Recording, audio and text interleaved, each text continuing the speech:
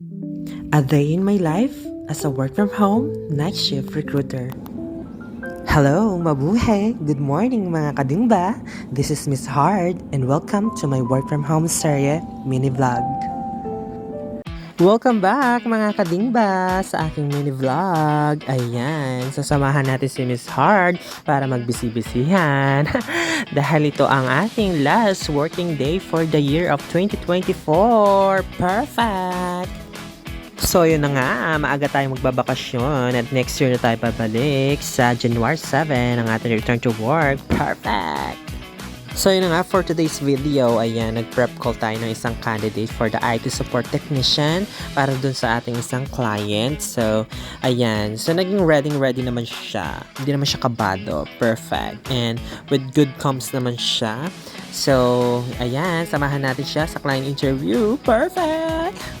So yun na nga, ongoing na ang client interview ni IT support technician candidate. Ayan. So, smooth lang. Maganda ang flow ng interview. So, bantay-bantay lang tayo dyan hanggang sa matapos. Wala naman naganap na technical assessment na actual during the interview. More on ano lang talaga siya, interview questions. So, perfect. Nagustuhan naman siya ni client. So, mag-arrange sila ano ba? Anong i-arrange? Perfect. So, ayun, mag-i-schedule. Ayan.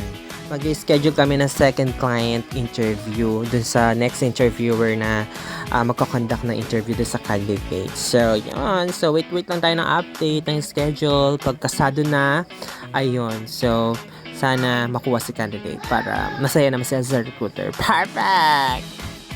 So yun na, dahil last working day na tayo, masaya si Miss Hart. Kaya advance, Merry Christmas and Happy New Year sa inyong lahat mga kadingba. Thank you so much.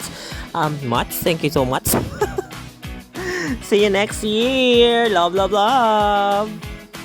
So yun na nga, end of shift na ni Miss Hart. Nakaraos na naman tayo ng isang araw. Kaya ikaw na nanonood, laban lang. So yun na nga mga kadingba, kung may request kayo kay Miss Hard na new content, just drop it on the comment box section. Anything about work from home, workstation, work from home essentials, recruitment, and etc. At kung umabot ka sa part ng video na ito, paki-comment naman kung taga saan ka para malaman ko kung saan umabot ang video na ito. That's all for now mga kadingba. Follow for more. Hanggang sa muli, paalam mula kay Miss Hart.